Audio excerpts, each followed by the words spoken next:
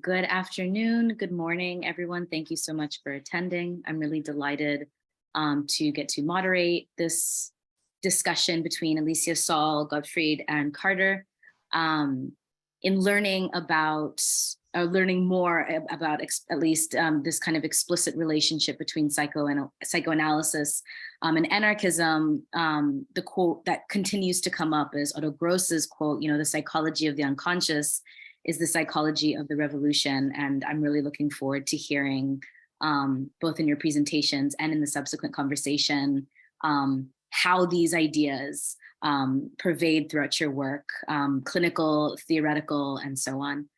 So Alicia, I'll give you the floor to start.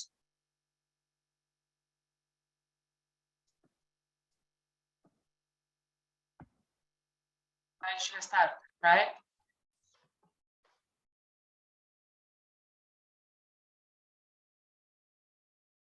Luke? Yes, your host now, you please start. Okay, because I wasn't sure if we were following the order. So thank you everyone for being here, and thank you for the introduction.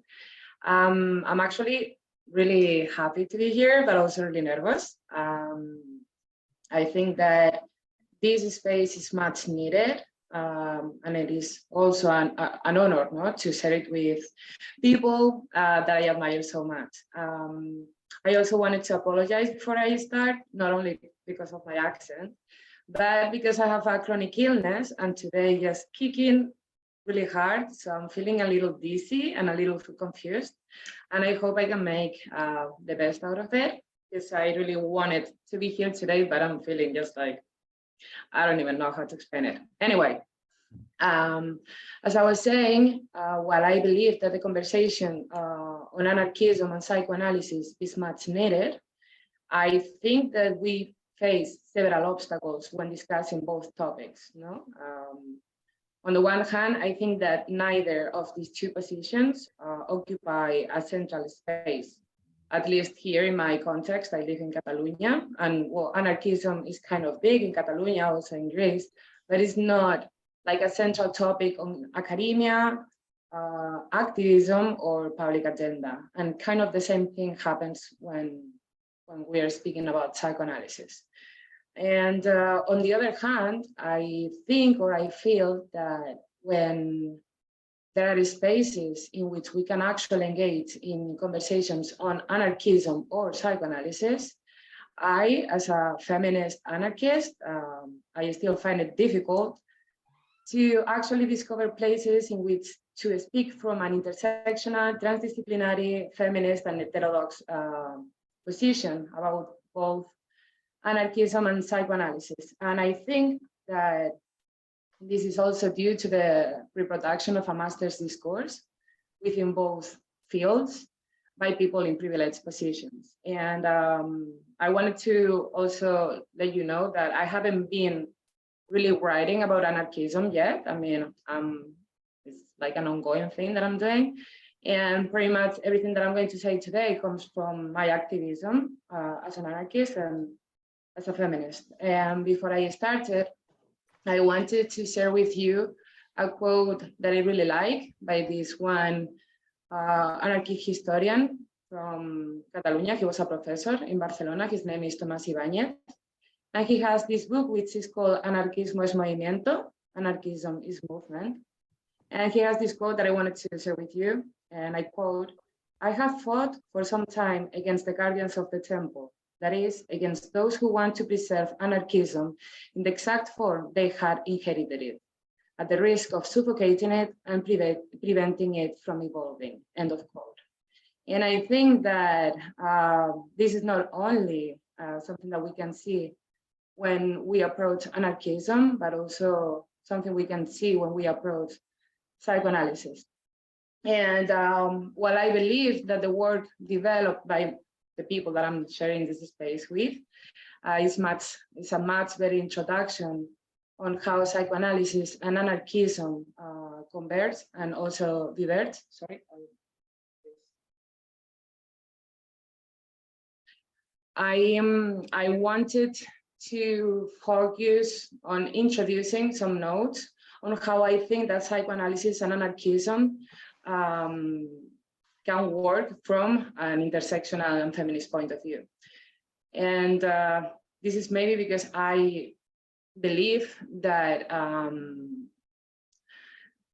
the intersection between anarchism, feminism, and psychoanalysis is something we cannot avoid. I mean, it's inevitable, right? As we were saying, the revolutionary potential of the unconscious and the feminist questioning of the Cartesian subject, which is also visible in the colonial theory, establish a much needed paradigm for an inner liberation of the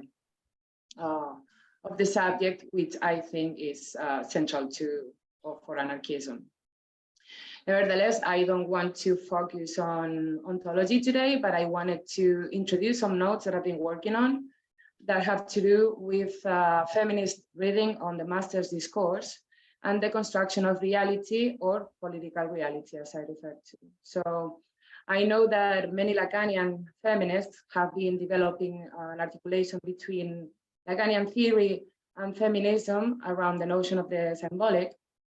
And somehow, I mean, their analysis, we could say that determine that the symbolic is patriarchal.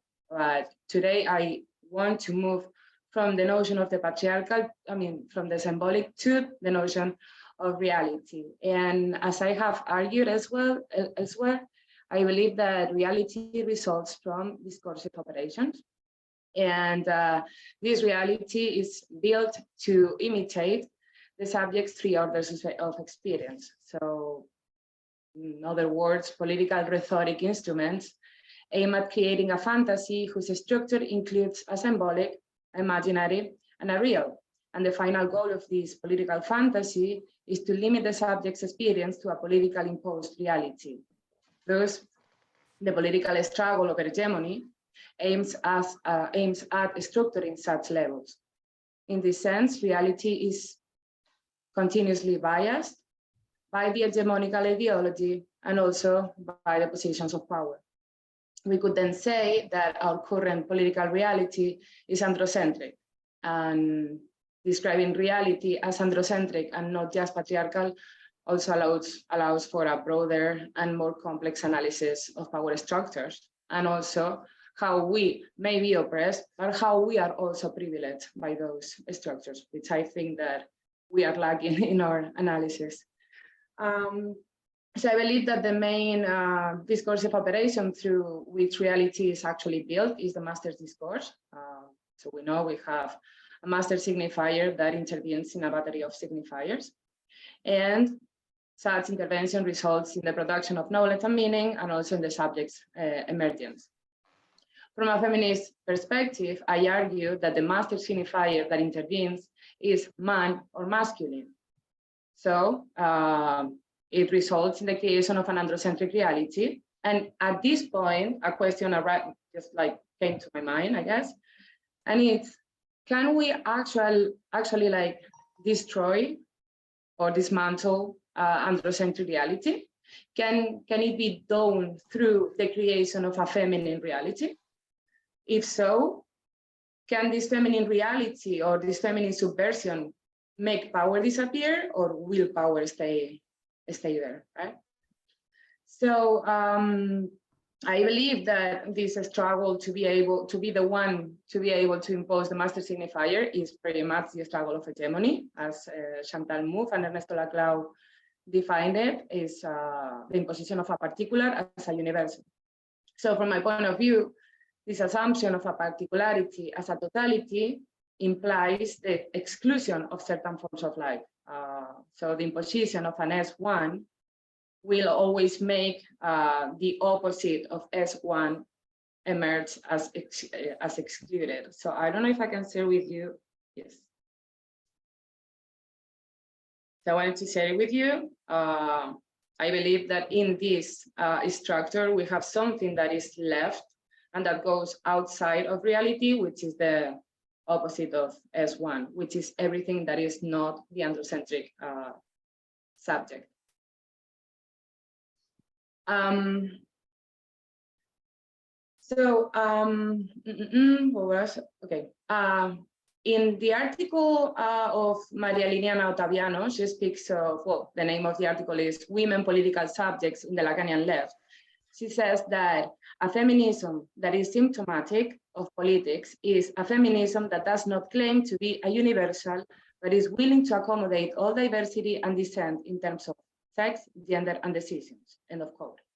So I think that to be a symptom of the political, to make conflict visible, feminism should not engage in the battle for hegemony, but engage in a different struggle. This is also from an anarchist point of view.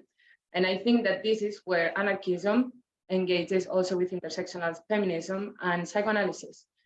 So if we are not to engage into a hegemony struggle, what should we do?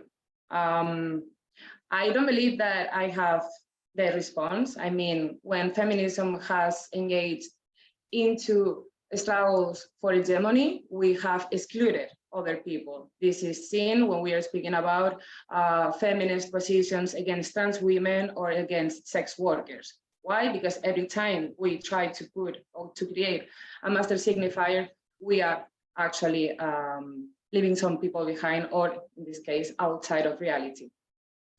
I believe that, although I don't have the response, and this is what I'm working on, there are two notions from psychoanalysis that are really useful for anarchism and feminism. And these two notions are the notions of the sexual position and the not all. So I just want to introduce these two notions and how we can work with them from feminist anarchism. So on the one hand, I think that the notion of the sexual position is an interesting introduction to intersectional feminism, as it does not centralize gender, but every dimension of oppression and privilege. So the sexual position one occupies depends on the subject's relation to reality. So if European political reality involves specific systems of oppression, such as racism, classism, cisgenderism, sexism, ageism, or ableism, in that case, the sexual position of the subject, their femininity or masculinity, derives from the position vis-a-vis this intricate network of oppressive structures. Thus, from what I call a situated theory of intersectionality that looks both at oppression and privilege, urban, upper class, cis hetero white woman possesses a masculine sexual position when she is physically or verbally assaulting or denying a livable life to a Black and gay refugee who occupies, in this case, the feminine sexual position within the European reality. In this sense, I think that the introduction of the sexual position to intersectional feminism gives us also an opportunity to think of dismantling reality from a different perspective than the one that is offered by hegemony, which is the not all. And with this, I'll finish. I think that to introduce the not all as a central space, as a central aspect of left-wing politics, not only anarchism, but all other currents, would allow us to leave behind universalizing and totalizing claims that have put state power ahead of municipal governance and institutional power ahead of that of social movements. And I think that the way in which we are being mobilized, politically speaking, is always directed towards achieving hegemony and state power, and thinking, and this leads us to think that total change or change resides in macropolitics, which at the end makes us unmobilized, like not mobilized, politically mobilized, because we think that the goal is just so big that we are not going to be able to reach it. I think that if we look at the not all from a feminist and anarchist point of view, we can see how anarchist municipalism and community currencies are examples of how the not all, the not trying to achieve hegemony and therefore creating exclusion, can be examples of how to apply psychoanalysis and anarchism to real life politics, no? And I believe that, and I wanted to set this with you. There was a time limit. I thought there was a time. I thought there was a time limit. Is that no longer the case? We had 15, 20 minutes. I only have one sentence left. A feminist and a psychoanalytical approach to anarchism can help us create what Rossi Braidotti coined as affirmative politics, which aims at the counterproduction of an alternative present and also the metamorphosis of subjectivity. I'm sorry I spoke slow. This is not my mother tongue. And I just finished. Thank you.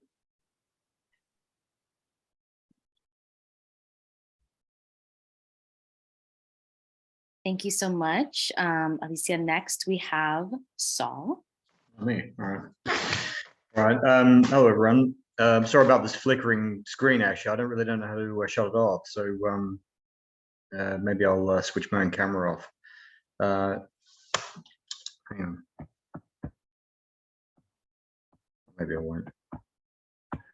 All right, so the talk I'm going to give was based on a chapter I wrote for an anthology on anarchism some years ago, and it's really sort of exploring the relationship between anarchism and psychoanalysis. We don't have a great deal of time, so the paper's a little bit truncated, but I just want to start with a quote from Sigmund Freud from Civilization and Its Discontents.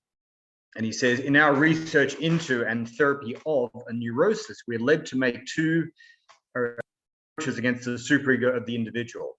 In the severity of its commands and prohibitions, too little about the happiness of the ego, in that it takes insufficient account of the resistances against obeying them, the instinctual strength of the id, and the difficulties presented by the real external environment.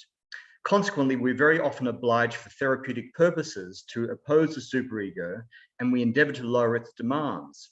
Exactly the same objections can be made against the ethical demands of the cultural superego. It too does not trouble itself enough about the facts of the mental constitution of human beings. It issues a command and does not ask whether it is possible for people to obey it. On the contrary, it assumes that a man's ego is psychologically capable of anything that is required of it, that this ego has unlimited mastery over his id. This is a mistake. And even in what we are known as normal people, the id cannot be controlled beyond certain limits. If more is demanded of a man, a revolt will be produced in him, or a neurosis, or he will be made unhappy. So we see here, I think, in these words of Freud, a strident anti-authoritarianism, a kind of a cry of protest against the excessive constrictions under which the individual is placed. He's expressing a desire, I think, for greater individual freedom and autonomy, as well as a recognition of the rebellion that lies latent within us, a rebellion which would be fully understandable, even justified, given the severity of these kinds of social restrictions. So the id for Freud is the original anarchist, the wild unconscious with its socially unacceptable drives and desires that are only partially contained by the ego and which threaten to explode the very institutional fabric of civilization. So the central fiction of psychoanalysis, of course, is the story of Oedipus, who is one of rebellion and transgression. The Oedipal subject rebels against the law of the father, symbolization of patriarchal authority, which blocks and prohibits the child's desire, etc. You know the story, I assume. I think we have here in psychoanalysis a kind of a critical interrogation of the limits and prohibitions of our society. Herbert Marcuse said of Freudian psychoanalysis that it was, in quotes, a radically critical theory. So it seems to me that psychoanalysis from the very start finds some preliminary common ground with anarchism, which of course is the most heretical and revolutionary of political philosophies or political doctrines, in which the freedom of the individual from repressive social constraints is paramount. So central to both discourses, anarchism and psychoanalysis, is a story of human rebellion and freedom. Furthermore, anarchism, more than any other revolutionary philosophy, is concerned with what might be called the psychosocial domain. In other words, a domain of intersubjective relationships in which one's everyday interactions with others are of real ethical and political concern. And of course, anarchists place a huge emphasis on the notion of prefiguration, which is about achieving the revolution in, firstly in the here and now in terms of one's everyday relationships with others as a condition or a precondition for the achievement of the revolution, at a broader kind of social and political level. And of course, the central problem for anarchists is the desire for authority, which, as Bakunin recognized, lurked within our hearts, and which would, given the temptations of power, which would lead to more authoritarian forms of behavior, and even indeed a kind of a self-repression, which anarchists are quite interested in exploring. So anarchism and psychoanalysis are concerned with the way that power not only coerces us externally, but also becomes internalized within the psyche, producing authoritarian and patriarchal attitudes, as well as a desire for one's own repression and domination. And perhaps this is the central problem of both psychoanalysis and anarchism, which is that of what Etienne de Lavoisier back in the 16th century termed voluntary servitude volontaire, which led people to voluntarily obey even tyrannical forms of power, even when it was actually against their own interest to do so. So for Lavoisier, power did not need to be coercive or violent. It was actually induced by kind of a wayward and misdirected desire. People relinquished their own freedom quite voluntarily, according to him, and became willing slaves of the tyrant. So the phenomena of voluntary obedience to authority is the central problem, and indeed the central enigma, I would suggest, of radical politics. And it's a problem which is no less apparent today. Perhaps it's even more apparent today, it seems to me. So anarchists have long been aware of this problem. I mean, Kropotkin talked about the way in which the emergence of the modern state was due to the fact that people became, as he put it, enamored of authority. The individualist anarchist Max Stirner talked about the way in which we carry the gendarme in our breast pocket.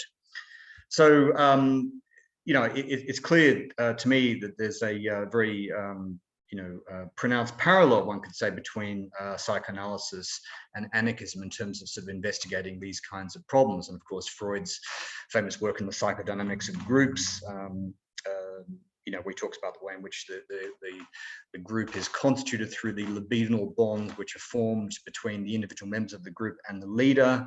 He describes the leader as a kind of the grand hypnotist who kind of places us under a kind of a magical spell, if you like, but his point is, once again, that of course that the position of the leader of the group is only a kind of a creation or a construction of his followers.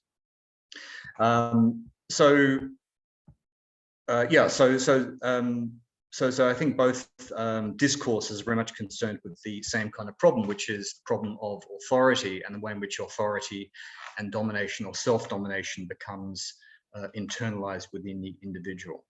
Now, of course, many anarchists are very critical of psychoanalysis. Anarchists might argue that psychoanalysis is individualizing, that psychoanalysis is only concerned with individual psychology, individual therapy, that it can't really offer any possibility of a radical transformation of broader social relations. But I think, if one reads Freud carefully, it's quite evident that psychoanalysis is, as he puts it, a kind of a social psychology. I mean, his work on the psychodynamics of groups kind of is very clearly a kind of a work of politics, it seems to me, as is civilization as discontents.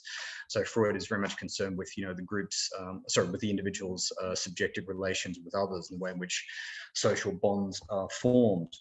Of course, Deleuze and Guattari's famous critique of psychoanalysis in Anti-Oedipus is also important to consider here. I mean, they argue, of course, that psychoanalysis is a kind of a representational discourse, that Oedipus is a kind of a theatre, a representational theatre in which the individual is essentially dominated, or the individual dominates himself.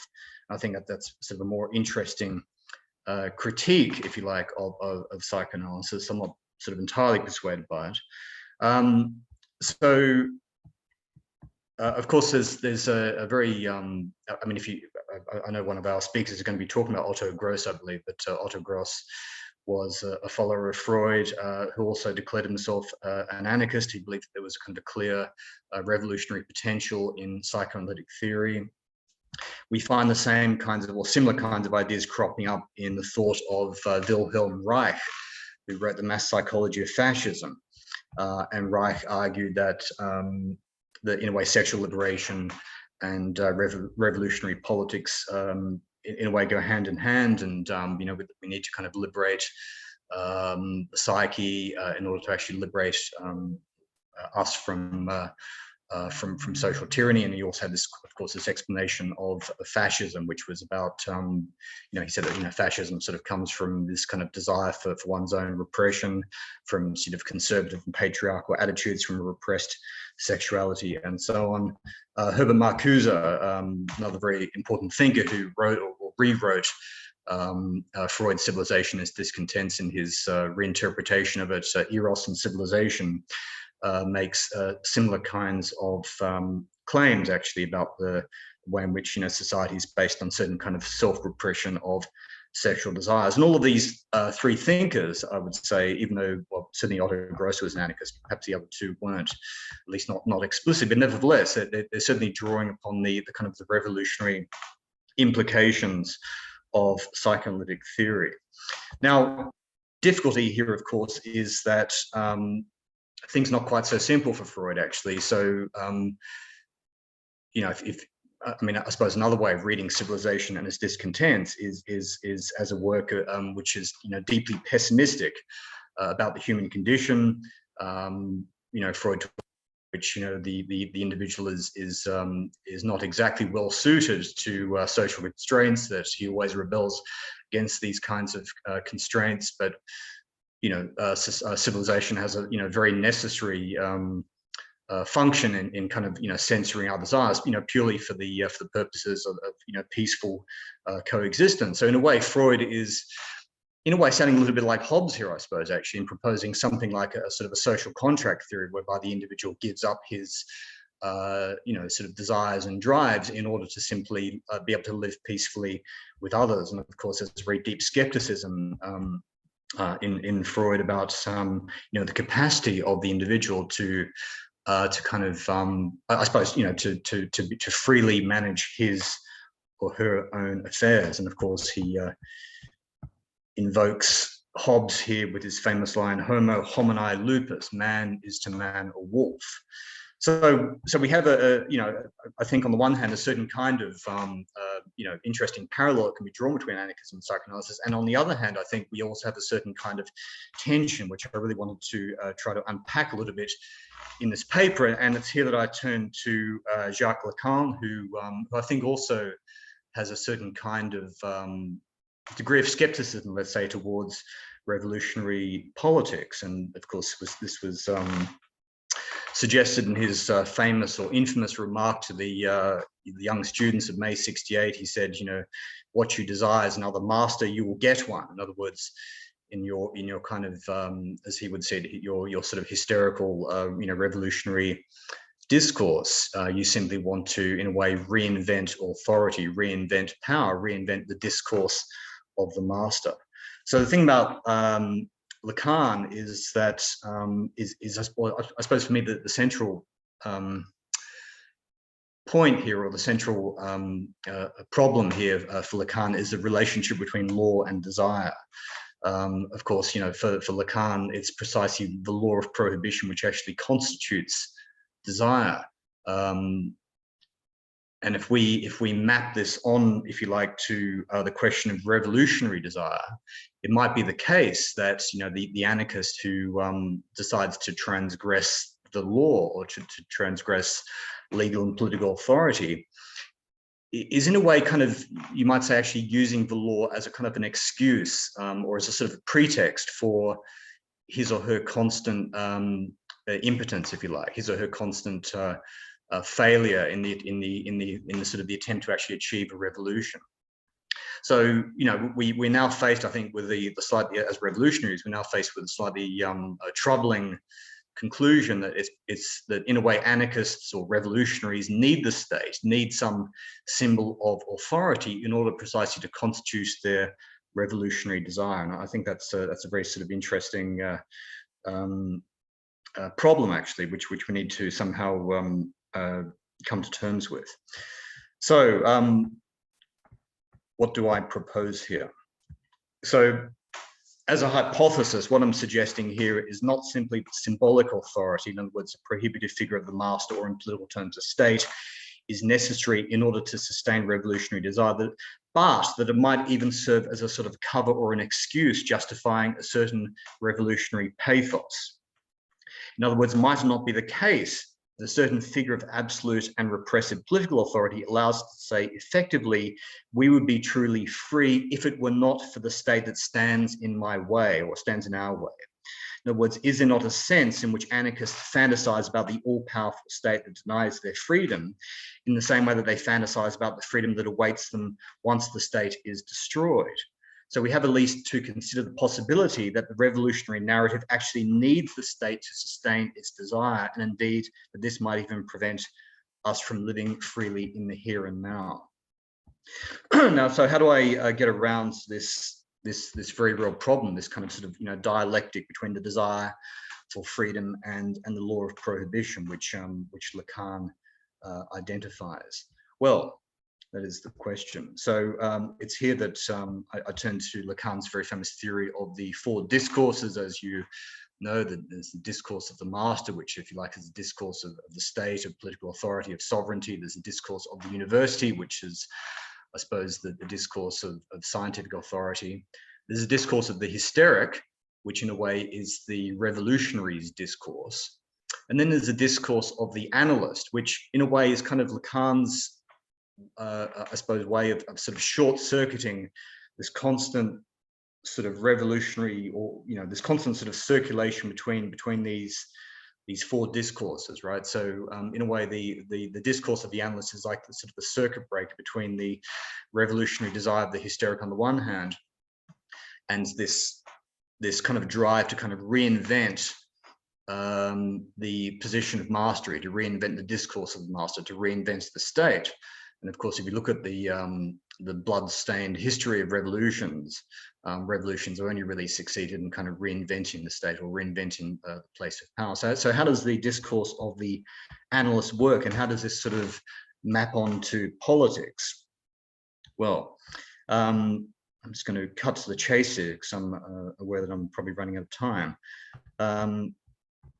Okay, so the problem for Lacan is, and this is just going to read a quote. He says, what I mean by this is a quote, what I mean by this is that it embraces everything, even what thinks of itself as revolutionary, or more exactly what is romantically called revolution with a capital R.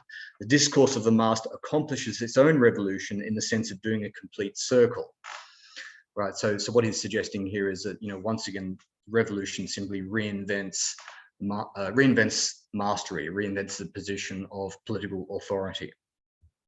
I'm not going to go into the technicalities of this sort of rather complicated relationship between these four discourses, but what I would like to say briefly is the way is how the discourse of the analyst kind of like breaks a sort of constant oscillation, or acts as a circuit breaker. So while things might appear to be at an impasse, Lacan proposes a way of breaking out of this bind between transgression and authority. Here another discourse must intervene, that of the analyst, which according to Lacan offers the only genuine counterpoint to and subversion of the position of the master. The role of analysis in Lacanian terms is to allow the subject to own his or her own alienation and desire by confronting him with his own unconscious fantasy, producing a gap between the subject and the ego idea, and to accept that the other, which supports this fantasy structure, is itself deficient, lacking, and ungrounded. This would be what Lacan calls traversing the fantasy. Excuse me. In other words, the intervention of the analyst offers the subject the possibility of achieving greater autonomy, while the master signifies continue to exist for the subject. They are ungrounded and lack ultimate authority, and the contingency of the social field and the subject's place within it becomes fully visible. Right, so the function of the discourse of the analyst is to make the subject realize that he's basically ungrounded, right? That there is no sort of big other which supports his subject position. And this is no doubt quite troubling, of course, to the subject, but it also offers us the possibility of a certain kind of ontological freedom, or as I would call it, ontological anarchy. Right. So In other words, while the subject cannot entirely escape the master's discourse, escape into what, apart from another master's discourse, and it's precisely the problem I've alluded to, nevertheless, he or she is able to gain a greater distance and autonomy from it, and is able to bring about some degree of change. Now, how should we understand this in political terms? So going through the analyst position might involve, on the one hand, questioning the fundamental fantasy that has sustained revolutionary projects in the past. In other words, the idea of a total liberation and social transformation, and the image of the harmonious and free society on the other side of power and freedom. And it's here I would actually invoke Michel Foucault's admonition that revolutionary liberation does not necessarily solve the problem of power. And what's more important, according to Foucault, are practices of freedom in the present, whereby one engages agonistically with specific power relations. Furthermore, we can think about the way in which the analyst discourse fosters a greater autonomy, unmasking the essential powerlessness of power. We've seen a way in which the fantasy of the all-powerful state serves as a provocation as well as an impediment to revolutionary action. The anarchist desire to destroy the state is caught within a strange dialectic in which the state is both needed as an incitement to revolution, as well as serving as a kind of a cover or excuse for an internal deadlock. So perhaps it'd be more effective to say that the master or the state, in political terms, exists, but that it has no real authority, that there's nothing more than an empty symbolic shell whose existence is entirely contingent and ungrounded, and whose only power is the power that we give it. And we're back to Lavoisier's idea that, you know, all power is constituted through our voluntary construction of it, or our voluntary complicity and obedience to it. And if we were to only turn our backs on power and to no longer recognize it, power itself would simply dissolve. So Lavoisier's point, and I think this is really a vital point, is that power itself is basically an illusion, right? Which is actually, so in a way, his point is that obedience comes first, power comes second. And if we withdraw our obedience to power, then the very illusion of power itself is exposed. So the analyst position teaches us that all symbolic authority is ultimately a fake, and that while it might continue to exist in some abstract sense, it has no real determination over our lives. So perhaps, in other words, the analyst discourse allows us to realize that while power exists, it has no real power over us, and that we are always already free, or free, if you like, in an ontological sense. Now, my last point, and it's going to be a very brief point, is to turn to, once again, to the individualist anarchist Max Stirner, whom I consider to be, if you like, the analyst of the anarchist tradition. And Max Stirner proposed a very interesting notion of what he called the insurrection, which he counterposed to the revolution. I'm just going to read out this quote here as my final point. He says, revolution and insurrection must not be looked upon as synonymous. The former, so the revolution, consists in an overturning of conditions of the established condition or status, the state or society, and is accordingly a political or social act. The latter, what he calls the insurrection, or the uprising, the Emperung in German, the latter has indeed for its unavoidable consequence a transformation of circumstances, yet does not start from it, but from men's discontent with themselves, is not an armed rising, but a rising of individuals, a getting up without regard to the arrangements that spring from it. The revolution aimed at new arrangements.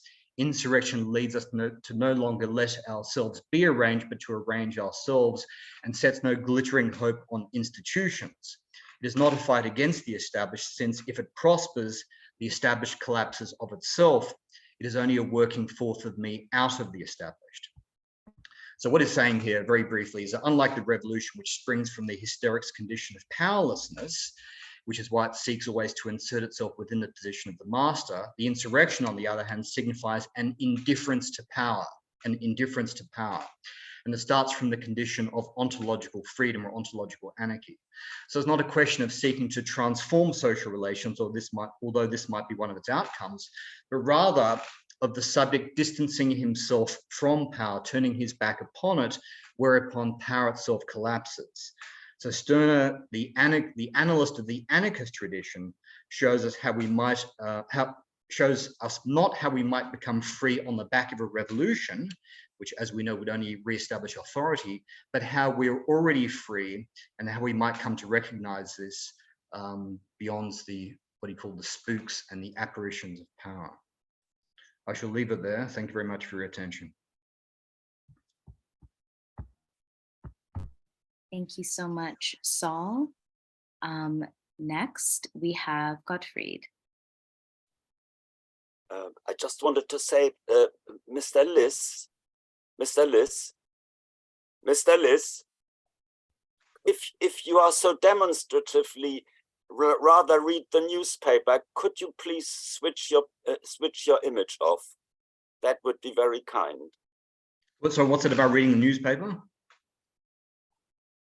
I was talking to Mr. Liss. Oh, big one, sorry. Right. And we have met for nearly 50 minutes, and we have 2 speakers, and we were supposed to speak between 15 and 20 minutes. I'm coming from a very different perspective, which is that of the clinician. There are important changes, really important changes that Otto Gross brought to the psychoanalytic clinic, and one of his close friends, the writer Franz Werfel, says at some point, for Otto Gross, the central issue was relating. And in the original Freudian psychoanalytic tradition, the relationship between the doctor, which is what Freud calls the analyst, and the patient is an extremely hierarchical one of the more or less all-knowing doctor and the patient who doesn't really know anything at all. There has been in the history of the psychoanalytic clinical work what is called the relational turn, i.e. that hierarchical authoritarian relationship has changed to a relational one. And this started with the work of Otto Gross. He was born in 1877 in a very small village in the southeastern corner of Austria, to a father who was becoming more and more a pillar of the society, and basically the authority of criminal persecution. And for example, he founded a journal in 1896, which is still alive, which is still continuing today. Otto Gross was a traumatized child. He was forced to sleep in his parents' bedroom, which from until he was more than 8 years old, and he traumatically experienced the parental sexuality. From today's perspective, we would speak of sexual abuse in this context. Otto Gross, in a way, stayed in touch with his own trauma, which on the one hand affected him for the whole of his life, and at the same time, it allowed him to compassionately feel himself into the position of the child, within the hierarchical family, in a way that nobody of his contemporaries had been able to do. For example, Otto Gross's mother writes to a relative about the 10-year-old. He is very busy in doing what he's not supposed to do. So he rebelled from a very, very early age. And in a way, in a tragic sense, I believe there is a fantasy from the father that maybe he, the father, and his only son, Otto Gross, would be able to work together. The father as a criminologist and his son as a psychiatrist, psychologist, and later psychoanalyst. That did not come to fruition because of Otto Gross's lifelong fierce resistance against his father, who fought back by trying to become legally established as his wayward son. Otto Gross became first a medical doctor, then a psychiatrist, and later learned about Freud's teachings. And for a short time, Otto Gross was a university lecturer. He was actually the first to mention Freud's name in any university in the early 1900s at Graz University. He turned his back on his bourgeois profession, went to Munich, and from Munich to what we could call the countercultural capital of the European world at the time, which was Ascona in southern Switzerland, where he significantly met two anarchists, both German anarchists, Erich Mühsam and Johannes Nohl. And because of this contact, his rebellious ideas were on the one hand channeled into political radicalism, i.e. anarchism, and Nohl had been a religious scholar in Berlin before he had a gay relationship with Erich Mühsam. And I think it is originally it is Nohl's influence that spirituality entered into Otto Gross's analytical work. He practiced, already before, in the very early years, 1905 to 1908, with his friends and comrades, I could say, he practiced what from today's perspective we would call co-counseling, i.e. changing the role of analyst and patient, or therapist and patient. He had gotten this idea from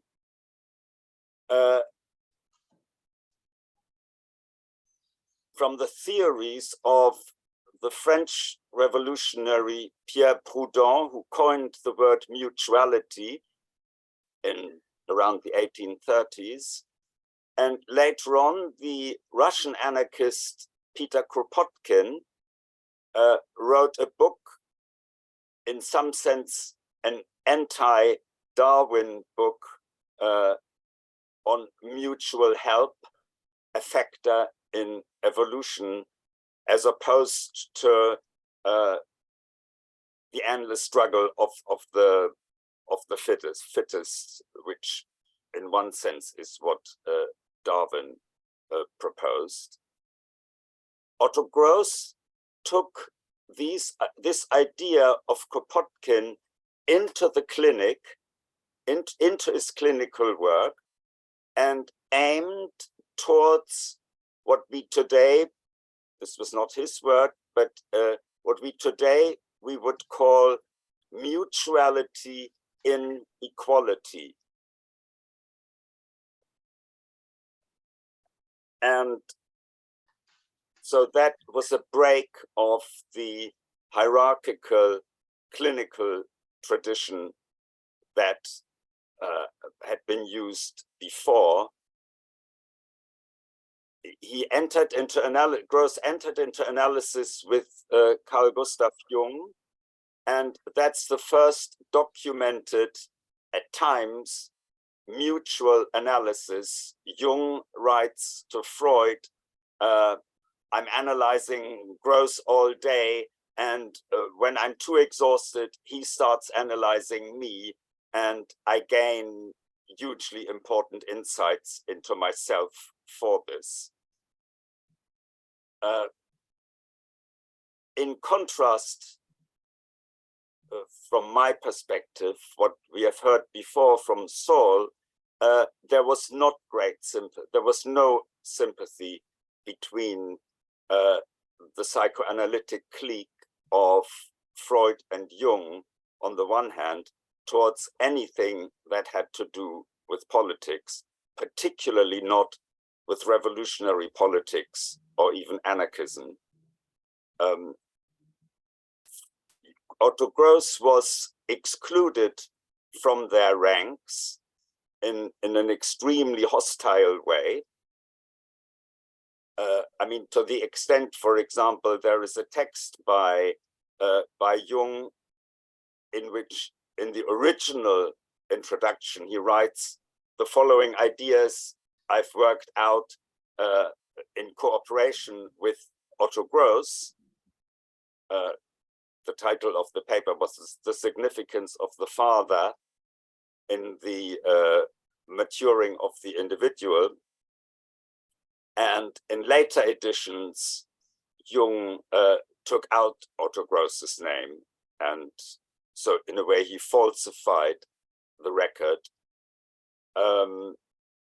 Also, Reich's political leanings a generation later in the 1920s did not meet with any sympathy of Freud. Freud is supposed to have said, please free me from this Reich. Reich himself was a communist, and he did not quote, there are no quotations in any of his works of Gross.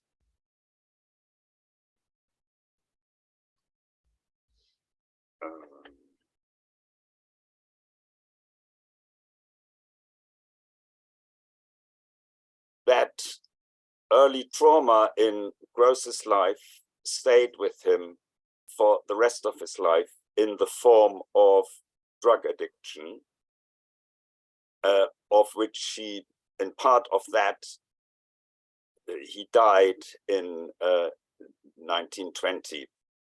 So he was just in his early 40s when he died.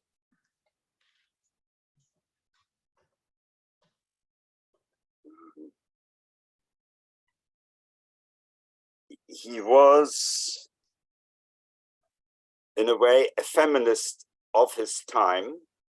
He did say, he did write, the coming revolution is a revolution for matriarchy. Unfortunately, he was at the same time also a child, so to speak, of his time. So his sexual revolution was, we could say, not all that much better than a male sexual fantasy. I mean, he wanted for men to have the freedom to have as many affairs as he wanted. If a woman he was with at the time was attempting to do the same, he got extremely angry.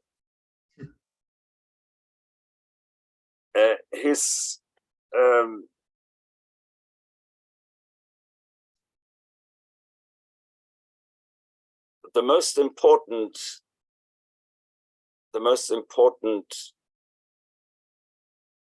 statement that I continue to find extremely important is him saying the goal of every revolution is to change the will to power into the will of relating. The goal of every revolution is to change the will to power into a will to relating. I believe that we can usefully and helpfully use that in our relationship with ourselves, in our personal relationships, in any professional relationship, be that therapeutic, analytic or not, as well as in political relationships. And Otto Gross saw psychoanalysis as the preparatory work for the revolution, for a revolution towards a mutuality in equality. In a way, in modern, or in not exactly modern, in more modern words, what he was advocating was make love, not war. When he, in his words, said the goal of every revolution is the transforming of the will to power to the will to relating. One other important aspect worth mentioning, I feel, is that I briefly alluded to that. He included spirituality into his therapeutic work, which seems to be, in my experience,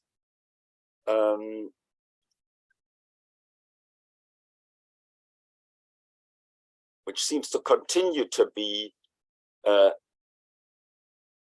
difficult aspect to accept.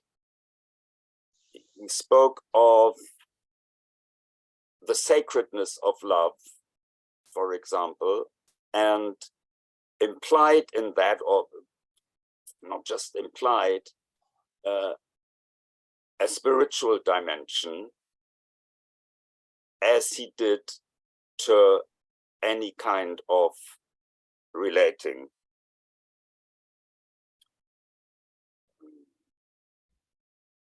Oh, it's also worth mentioning, I feel, it's also worth mentioning that in none of his writings, neither the published nor the unpublished ones, nor his letters, there is no trace of racism, and also no trace whatsoever of homophobia, both of which we can certainly find with Freud as well as with Jung.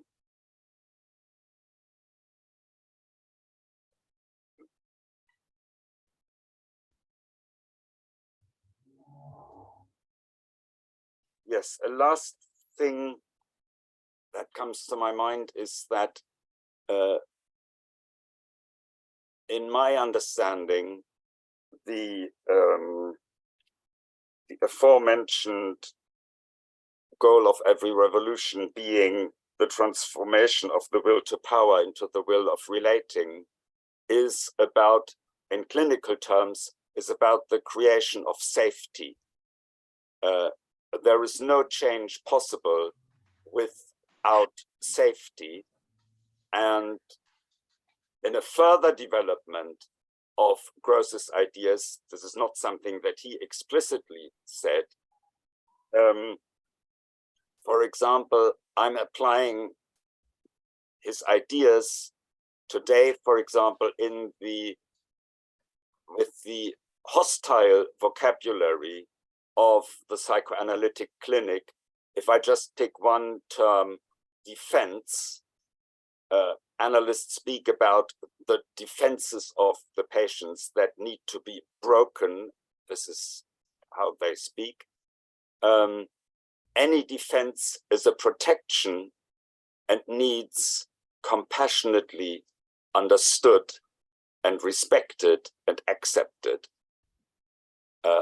Defense implies, and there I come back to Otto Gross's word, the using the terms like defense and other military terms, object and subject and all of this, implies the use of power, of a power relationship between the analyst, the therapist, and the patient, and that is not helpful.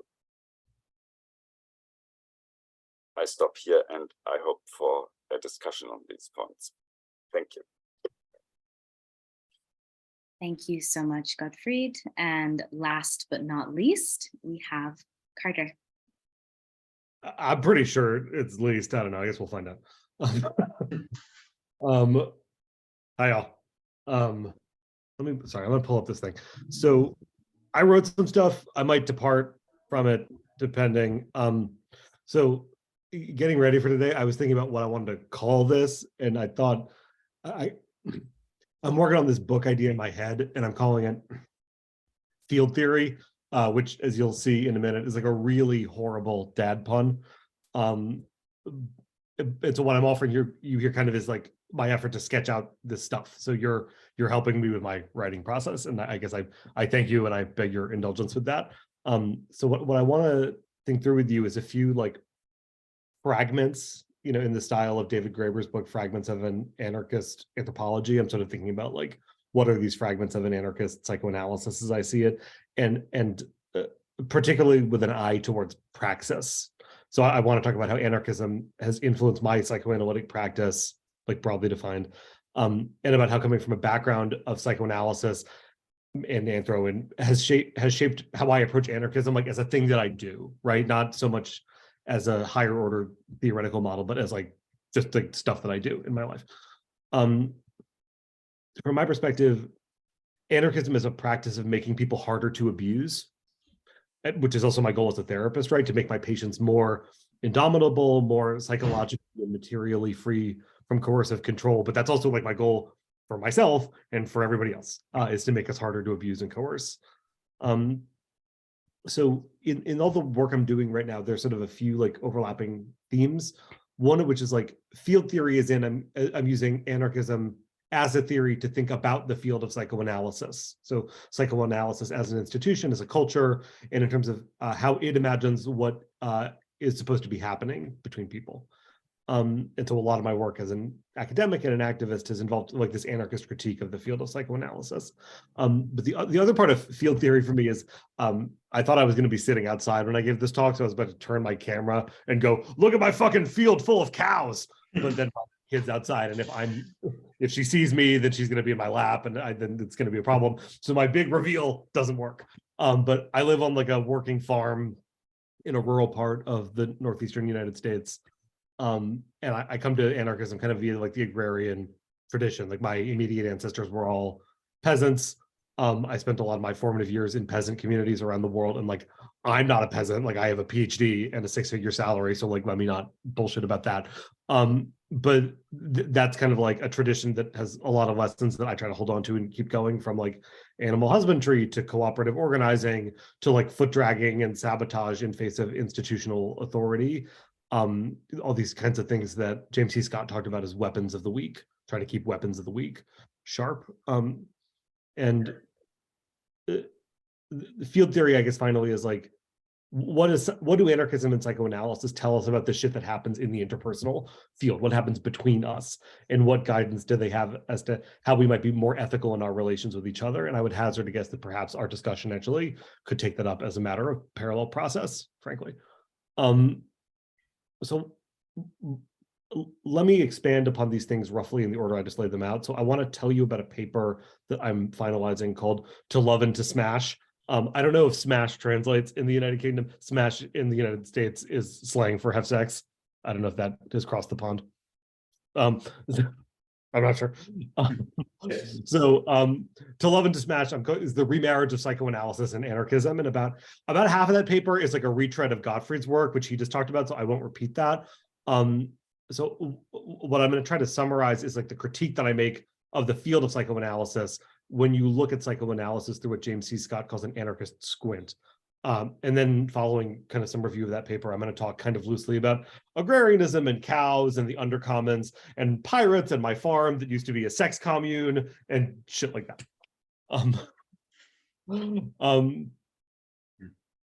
This is sort of like the punk version of psychoanalysis where you're like, you may not be a good drummer, but you're drumming today, right?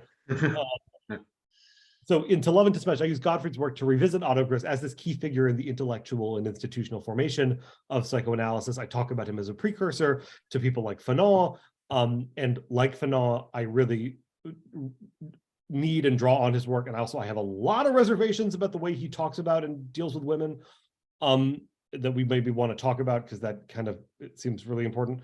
And Gross is also prefiguring like many 20th century and 21st century American and French feminist and queer analytic theorists.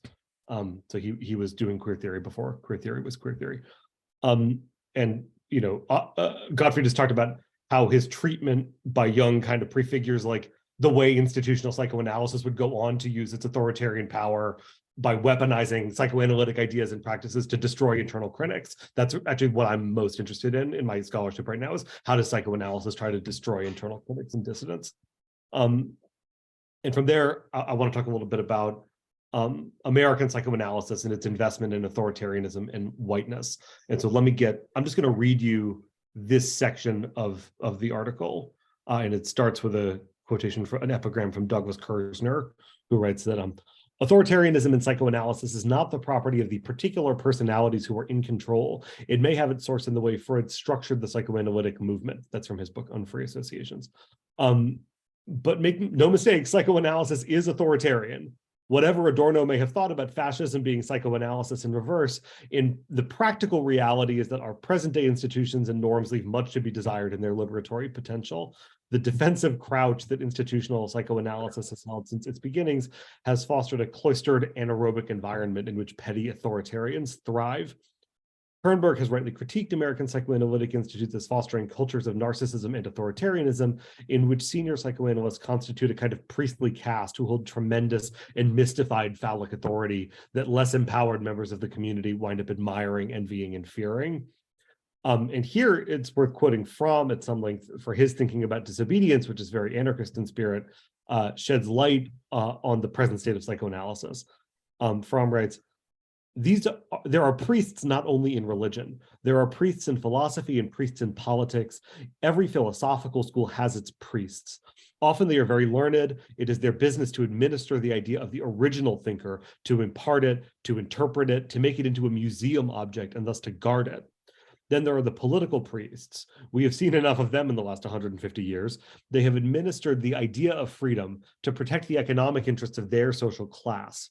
The priests usually confuse people because they claim that they are the successors of the prophet and that they live what they preach. Yet while a child could see that they live precisely the opposite of what they teach, the great mass of the people are brainwashed effectively, and eventually they come to believe that if the priests live in splendor, they do so as a sacrifice because they have to represent the great idea.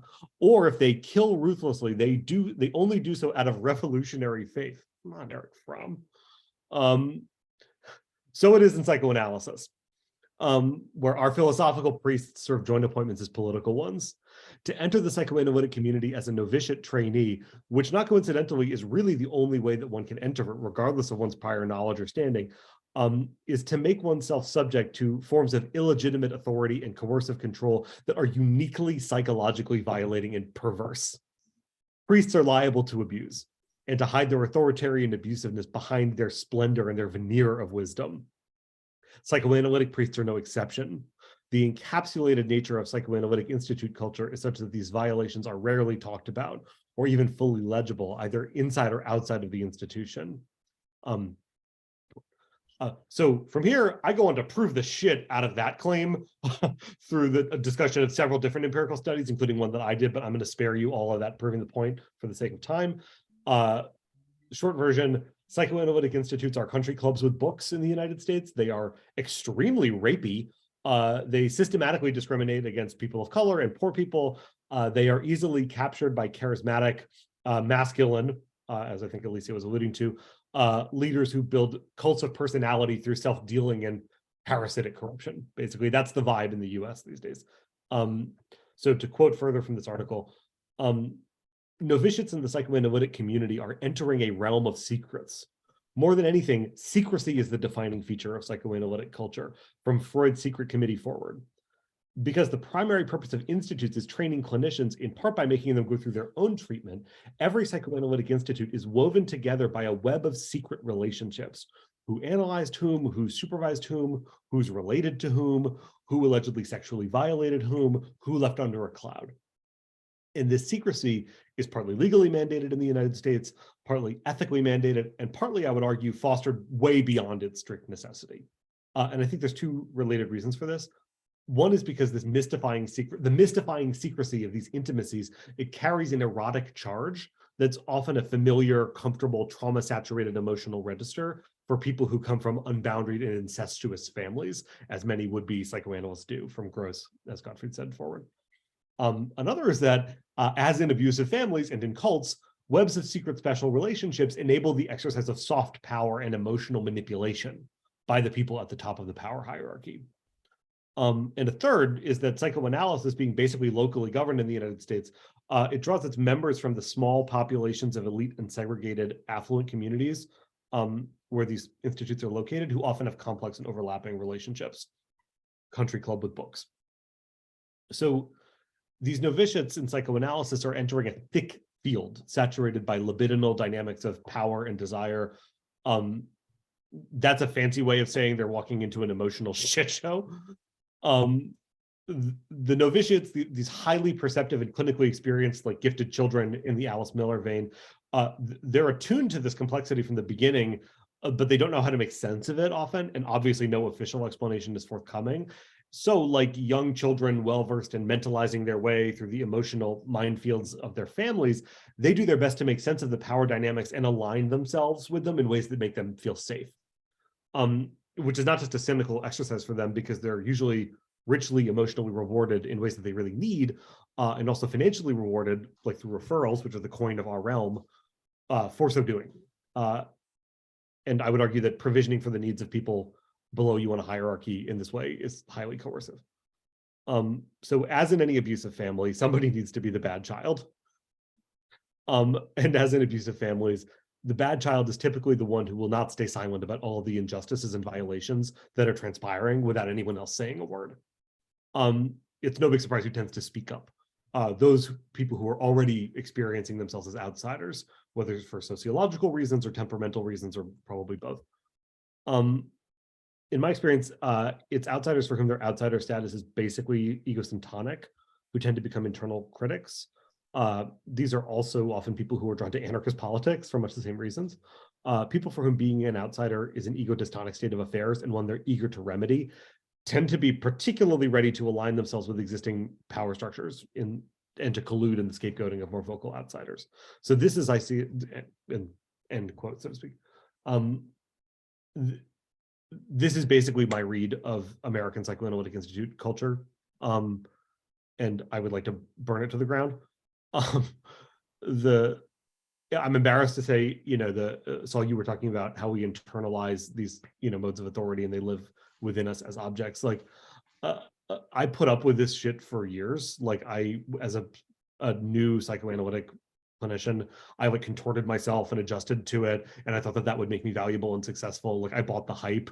I'm ashamed to say, and eventually I saw that this kind of emperor had no clothes, and that the people I was hoping to impress in the psychoanalytic world were mainly like rapey, bigoted bullshit artists who were running what amounted to a Ponzi scheme, basically.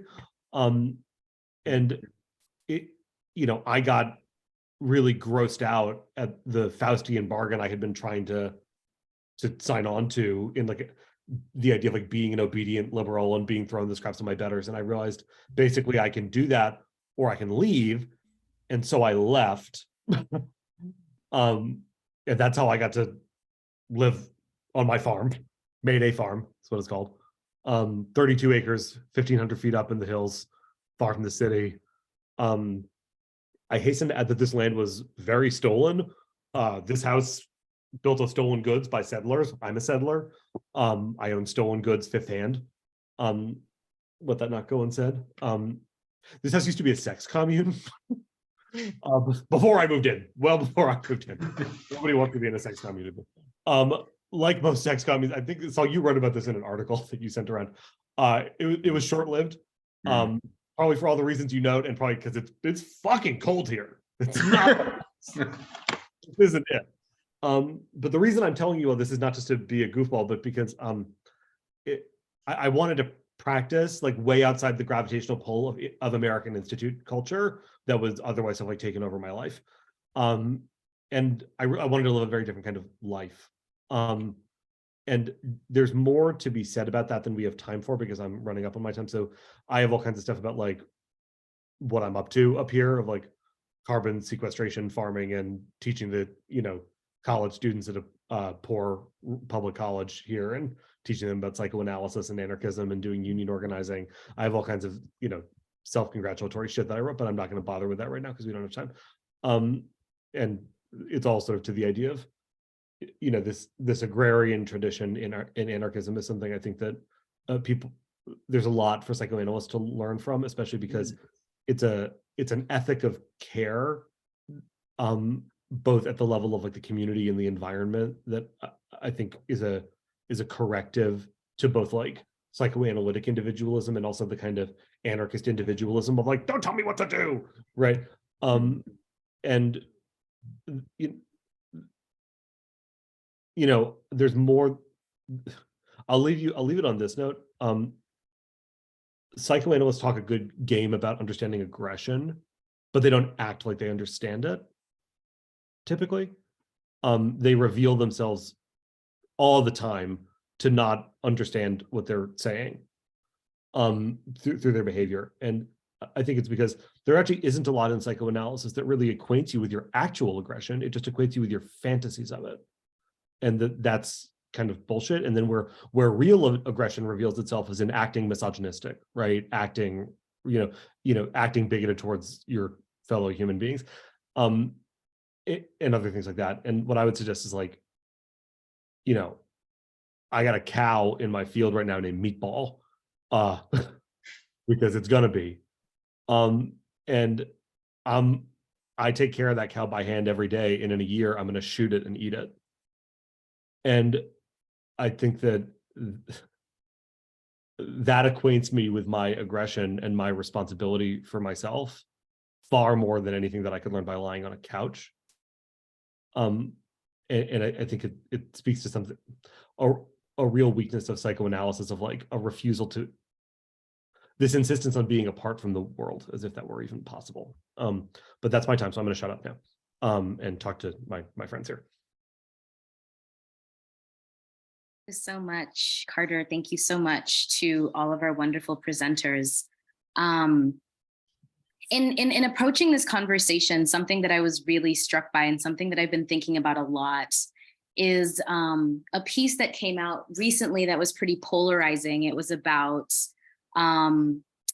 therapy language and about how therapy language was really preventing us from being in any kind of useful relationships because of how therapy, or the way that we understand therapy as a kind of self-help tool, as opposed to thinking about things kind of broadly psychoanalytically and kind of connecting the interpersonal to the structural and the collective, is how therapy and healing are understood as being things and processes that are completely individuated. And what I'm hearing from the work that you're all kind of sharing is that there is no kind of, or thinking about psychoanalysis and anarchism, there can be no individuation, right? These two structures, the internal individual and the collective are necessarily indivisible, and they have to be indivisible. Because anarchy is not simply about the kind of individualist kind of nihilism of Stirner and other kind of egoists, but it's about thinking about autonomy and thinking about mutualism and thinking about a kind of collective practice and praxis specifically.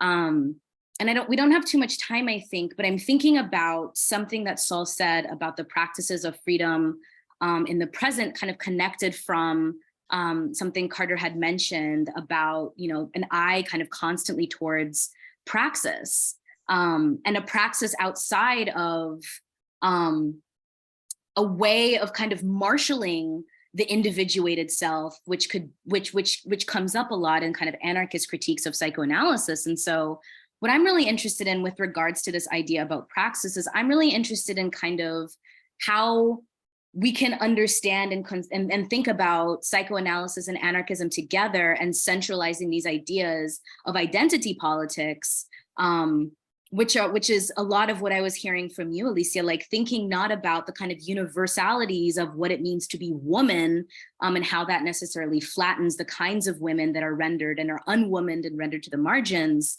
but how we have these very situated and necessarily relational interactions with one another, that are not just reserved to the kind of high order theory of thinking about psychoanalysis on paper, but have to be brought into the everyday, both in the clinic and outside of it. Huge question, but whatever direction that you'd all be interested in taking it. May I say something? Because I actually wanted to address something that happened. And I think that what happened today here when I was finishing talking has a lot to do with the things you're saying. Because I consider that has been an aggressive conduct during this conference. Before I began my talk, I apologized for not being well due to a chronic illness and also for my accent. These are two topics I do not need to address as problematic, much less in an anarchist space. However, this is the first time in my life that I've been cut by someone like in such an aggressive way. This conduct, I haven't been the only target. I mean, 2 or 3 people have also been the target of this conduct, but it calls my attention that I don't know, maybe it's my age, the things that I said, my gender, my accent, I don't know, I was the only one who was cut. When I did not exceed the time that I had, we started at 5:10 and it was 5:20 something when I was still speaking. And speaking about practice or speaking about praxis and what anarchism is, I cannot avoid thinking of care networks and thinking of affect theory. I don't think there's anything more revolutionary than caring one for the other, and I haven't seen this here, which pisses me off. I don't know how we can speak about revolution if we don't have a safe space in which we can do revolution. I don't know how we can speak about collective action if we cannot feel safe one with the other. And I would say a lot of things. I would say a lot of things that have nothing to do with your question, I think. So what I wanted to make sure is that we cannot speak about anarchism if it's not from decolonial theory and feminist theory. This is an example of why this cannot happen again. And I think that we should give more importance to how we are feeling, not only within therapy, but outside of it, because not everyone can pay that therapy. I mean, we all know that. And if we are not able to care one for the other, there's no point of feeling well or liberating ourselves.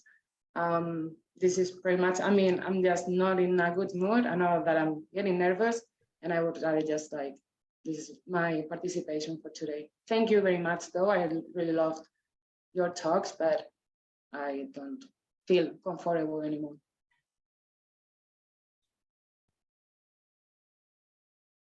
Sorry about that, Alicia, but nevertheless, deeply appreciate your contribution and deeply appreciate the incredibly intimidating kind of act and moment of kind of standing up for yourself and expressing your boundaries in a space like this. So thank you for that.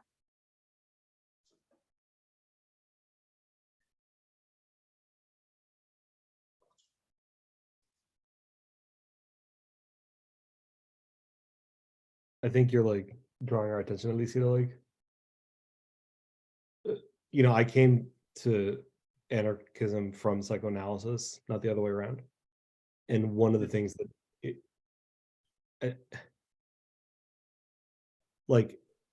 I think that we just act shitty with each other, as a matter of course. And it's underwritten and promoted by all the kinds of, ideologies and stuff in the world that you're critiquing. And it's like, this is not a question for you because it's not your responsibility to answer this, but I think it's a question that this brings up. It's like, how do we deal with this, right? Like how do we like use what we know to be better to each other,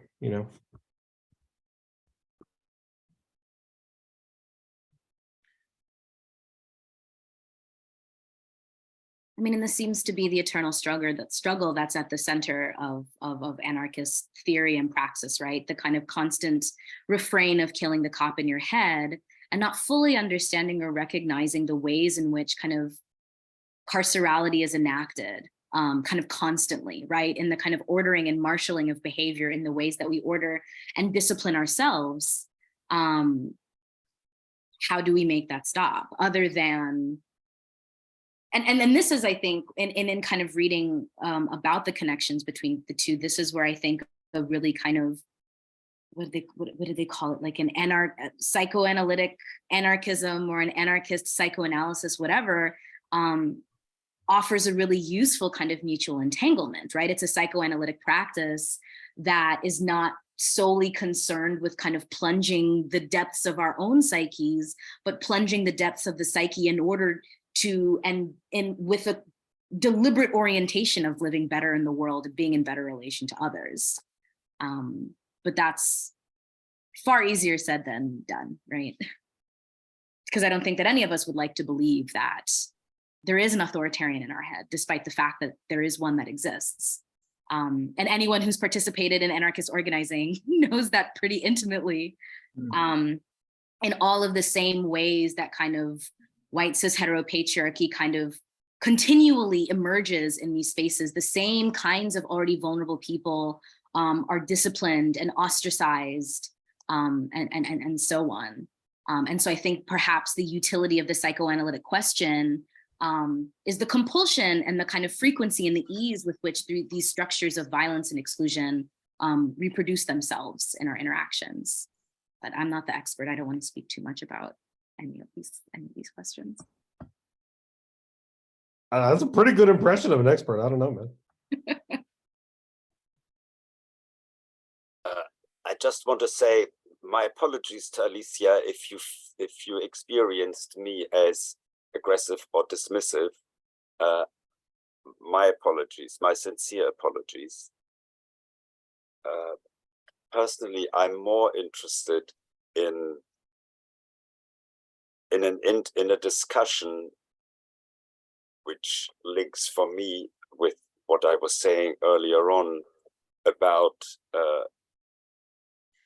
the mutuality in equality rather than the more authoritarian way. This applies to all of us, not to you specifically, of a lecturer speaking to an audience, which can easily become speaking at an audience. That's why I'm more interested in an interaction. But again, please, my apologies. I did not mean to be dismissive of what you were saying. I was keen to have that interactional space rather than the speaking at an audience. One important thing that I forgot to mention about Otto Gross, he did not formulate it necessarily in these words, but it is clear from his work that he initiated that famous and really, really important slogan. I mean, it has become a slogan, but it is much more than a slogan. the personal is the political, the identity between the personal and the political. Can I ask you about something, Gottfried? I've been wanting to talk to you for like ages, because there's this piece in your there's this piece in this history that feels like it's kind of all of these things at once, and it's like, I remember my experience reading your book was like, I was learning about this guy and going like, yes, and feeling so identified, right, and feeling like I saw like such a model of something, and then there would be these moments where it's like, wait, hang on, did he kill a lady? Like, there's this part of your book where it's talking about like his engagement with like an assisted suicide that like maybe shouldn't have happened, and it's like, am I remembering that? Like, what's the deal with that? Because I feel like it's this part of the story that gets it like you know, aggression and gender and like intentions and reality. It's like just like how we redo these things constantly, right? Like, what am I misremembering that? No, you are not. I mean, these are the darkest aspects of his machismo, I could say. I mean, I did say that when he did write The Next Revolution is a Revolution for Matriarchy. At the same time, he was very patriarchal in a sense, machistic in his treatment of women, and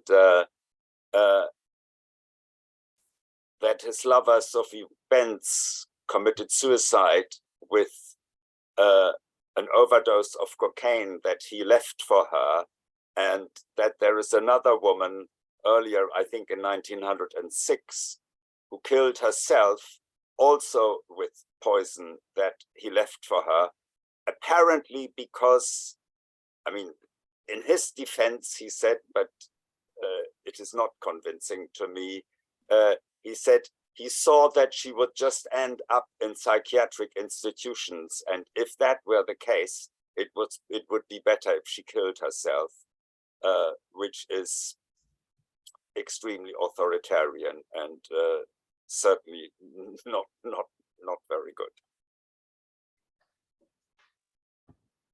Also, I can say that in terms of his multiple relationships with women,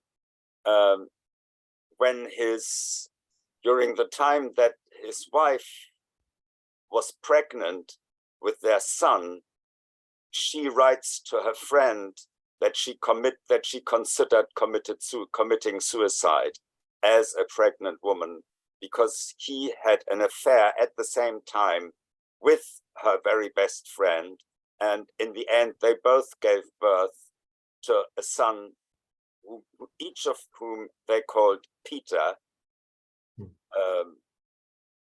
which is more than terrible, to put it mildly. Zoe, your face. The two women did remain friends.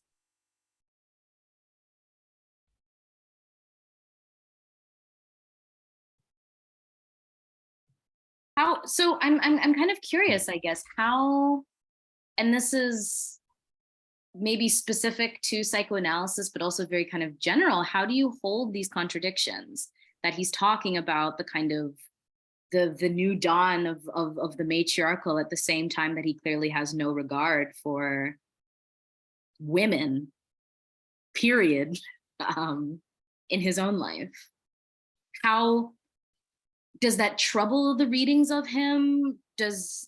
I guess that this is a kind of larger question with kind of academia is how do we read the works of scholars, of thinkers whose radical revolutionary theory is clearly an exercise, right? And clearly completely disconnected from any lived practice, which feels like it has maybe particular implications in psychoanalysis than it would in like comparative literature. Not, you know what I mean? How are we kind of holding these tensions in this theory?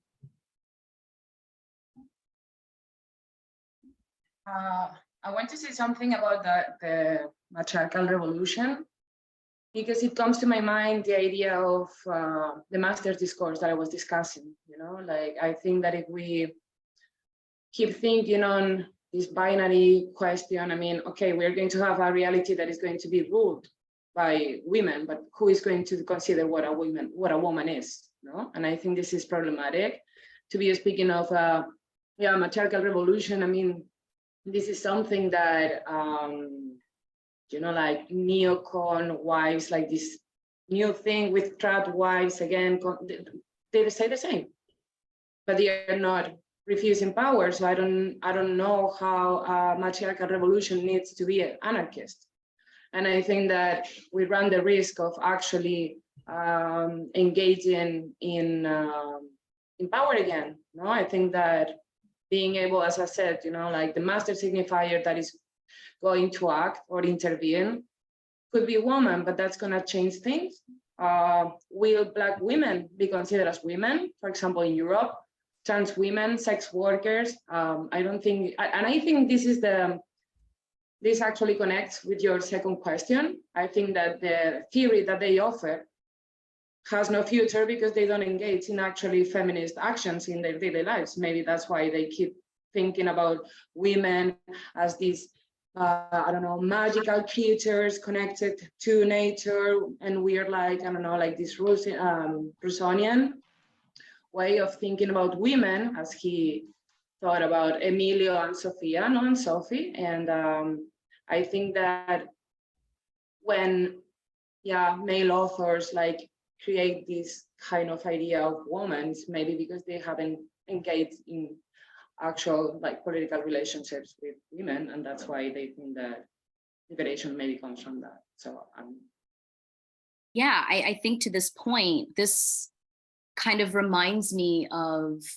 you know, the difference between a kind of feminism that sees itself as being and existing in this silo, and for example, the kind of women's revolutionary law that comes out of the Zapatista movement, and the refusal to kind of essentialize womanhood and rather thinking about indigenous womanhood and cultural practice and globalization and these anti-state politics as always being a politic of relation that is very critically engaged with the kind of historical politics of race and gender and labor. There are the laws, obviously, but much more important than the laws are the kind of like actual political structuring. And the beautiful thing about these kind of laws and these practices is that they're kind of constantly being renewed and being updated and being engaged and being resituated, like you said, in these relations kind of as they evolve and as they change. And so I mean, in the sense that anarchism is something, or at least as I understand it, it's something that is kind of constantly engaged with materiality, and psychoanalysis often seems not to be, as in it's kind of engaged with the interior, and kind of often solely this kind of interior in isolation from the world.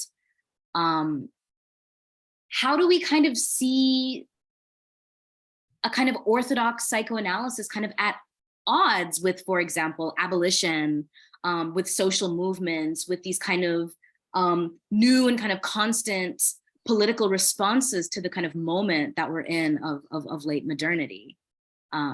Is this the kind of nexus in which an anarchistic psychoanalysis begins to make more sense as something that is kind of constantly responding to materiality?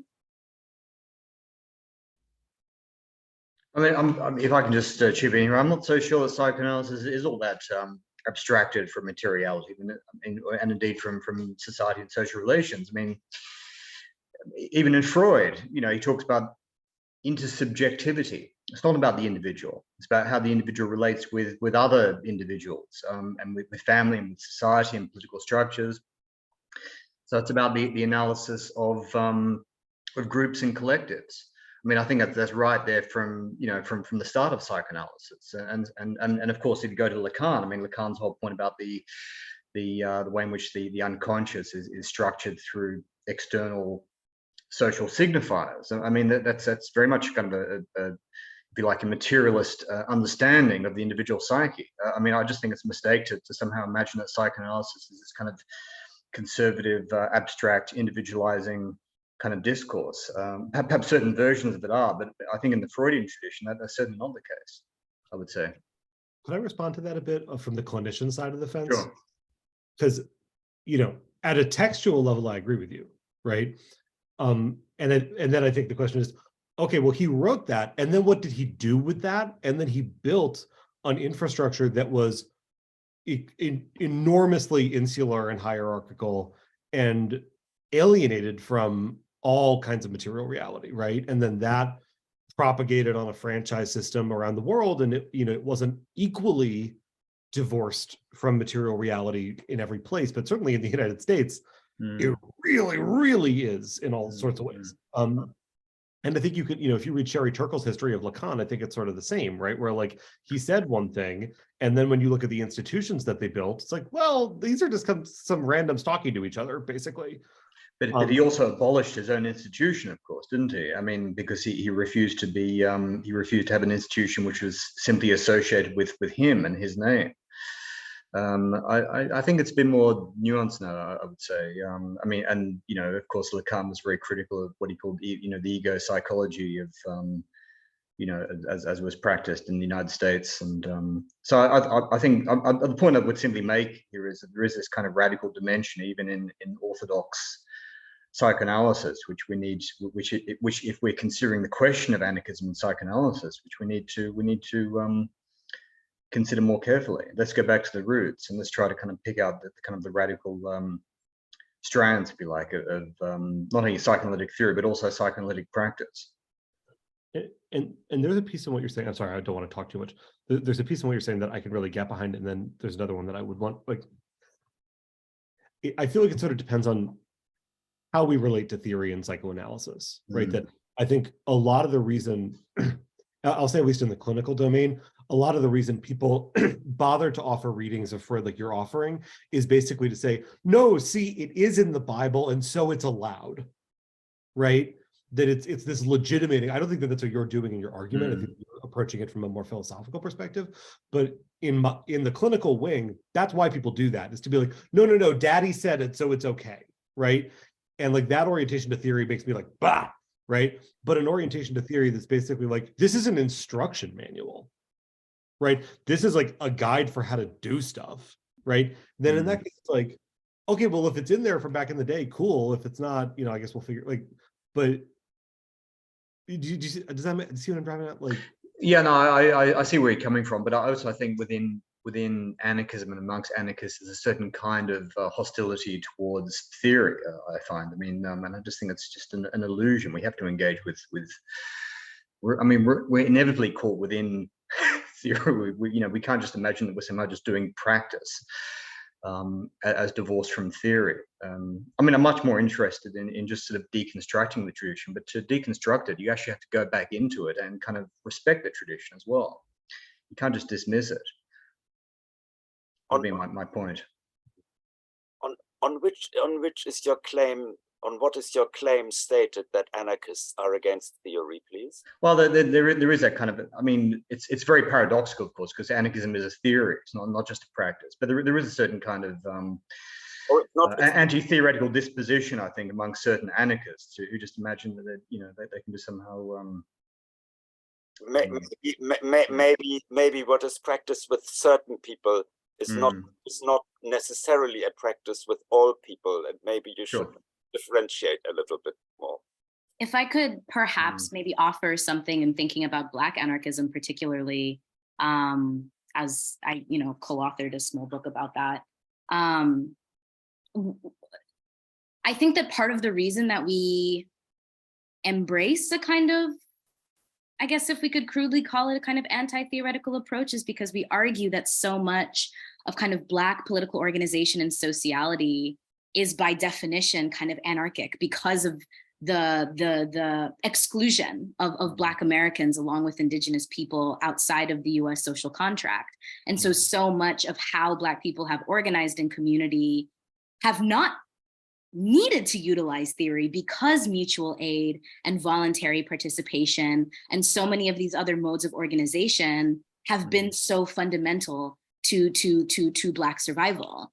So I think that there are some spaces, particularly in non-white communities, that are not so keen on reading theory because so much of the theory is kind of formalizing already existent organizing principles.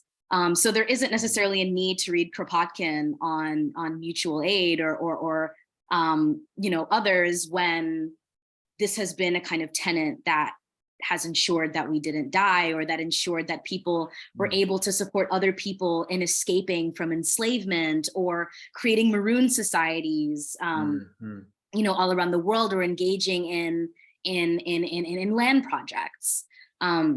So I would both agree and disagree, because I think that I often have a kind of distaste for theory when I'm invited to be on a panel to talk about anarchism and they want to talk to me about Emma Goldman. Why can't we talk about Lorenzo Camboa Irvin? Why can't we talk about the Zapatistas? Why can't we talk about, you know, indigenous organizing, right? Like there is a kind of overemphasis on a particular orthodoxy that is incredibly alienating and simply doesn't speak to the life worlds and the material realities and existences of people who live outside of Europe or live within these kind of Euro-Western social contracts. So that's kind of my 2 cents. May I kindly just add to the names that you mentioned, Zoe? I'm deeply moved. The author does not use the term anarchism, but I am deeply moved right now by Tricia Hersey's book, Rest is Resistance. She's a Black American woman, and it's, without her using the term, it's anarchism in the very, very best sense.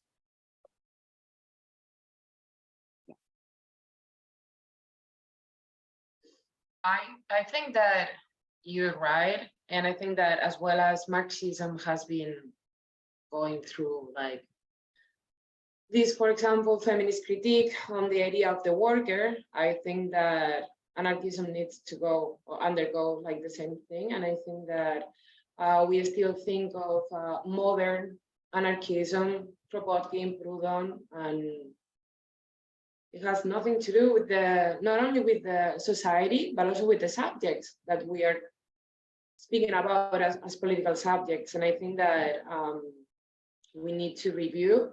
And in that review, we need to get out of Europe, as you said, you know, like Movimiento Mapuche, and not only Zapatistas, no, but I think that Abya Yala, Latino America, has a lot, like a huge range of praxis that we need to learn from. And this is something that is also missing from anarchism. I think that reading, for example, Paulo Freire, Brazilian anarchism, brings a lot of things that have to do with the struggle that you were talking about, right? I mean, we cannot create more anarchism within reality, within this political reality that is conditioning our political practice. We need to go outside that reality, and we need to learn from real dissidents. And I think it has to do with what you were pointing out. So for my final question, I think if we want to do this rapid fire, Saul, in your essay, I'm still thinking a lot about the sentence where you write, well, one could say that both anarchism and psychoanalysis have as their ethical goal the greater autonomy of the individual. Anarchists have criticized psychoanalysis as being individualizing, ultimately conservative, and seeking to adjust the psyche to the pressures and constraints of a repressive society. So ultimately, the goal of psychoanalysis is to create almost a better adjusted capitalist subject. And so, again, rapid fire, if we were to think about the production of a psychoanalytic anarchism, an anarchistic psychoanalysis, however you would kind of think about this intersubjectivity, what would you propose as the most critical means of proceeding? Sorry, your whole entire career's worth of considerations in a couple of sentences done. Right, okay. Forget about the revolution with a capital R, think about the insurrection, think about, and this is where I do think everyday practices of freedom do become very important. That's really the whole point of my paper. The notion of the revolution is a fantasy. And it's a fantasy which has, sustained both anarchism and Marxism and other kinds of revolutionary movements. But it seems to me that the revolution always, reinvents authority in one form or another. What we need to focus on is, this recognition that we're already free. We just need to somehow enact the freedom which we already have. This is Lavoisier's thesis, actually, of voluntary servitude or voluntary inservitude. We're always free, and we just need to somehow recognize and affirm that and assert it, and be able to somehow invent alternative realities within the present. That's your revolution.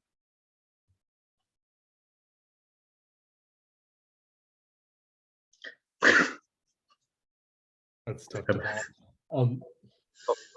I spend my whole life taking care of people, and people take care of me. And I feel like this is there's the version of anarchism that's about like, I'm gonna punch a Nazi, which like, go with God, fucking cool. But like you're doing that if you're gonna do that to take care of somebody, right? And that like, to my mind, we do a lot better for ourselves and with each other when that's our eyes are on that prize of like the whole point of this is taking care of each other. Yeah. I could just sorry, I could just repeat in answer to your question, wonderful question, what I've mentioned before from Otto Gross. The goal of every revolution is to transform the will to power, to the will to relating in any relationship possible and thinkable. Yeah, I would say something like that. I think that maybe we've been driven by power for a long time, and now we need to be driven by desire. And the only system that is trying to capitalize that desire is precisely capitalism.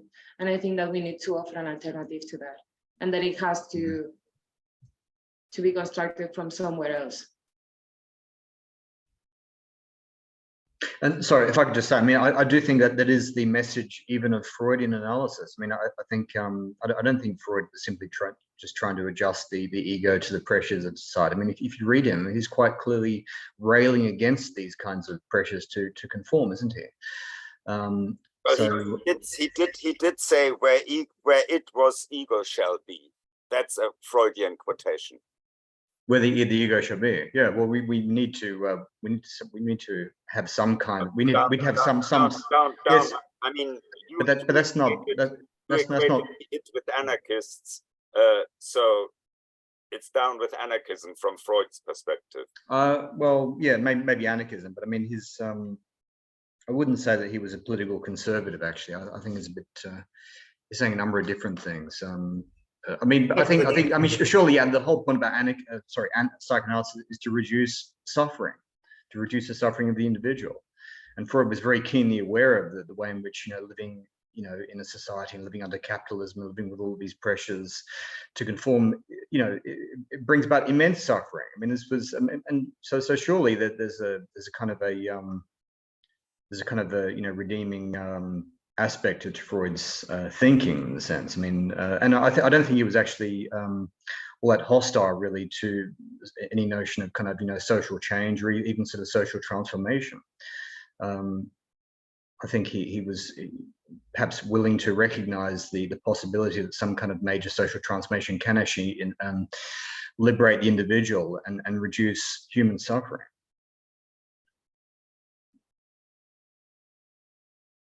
With that, I would like to thank all of our participants, Gottfried, Alicia, Saul, and Carter. Thank you so much to the Red Clinic. Thank you all so much for coming. Thank you. Thank you. You're welcome.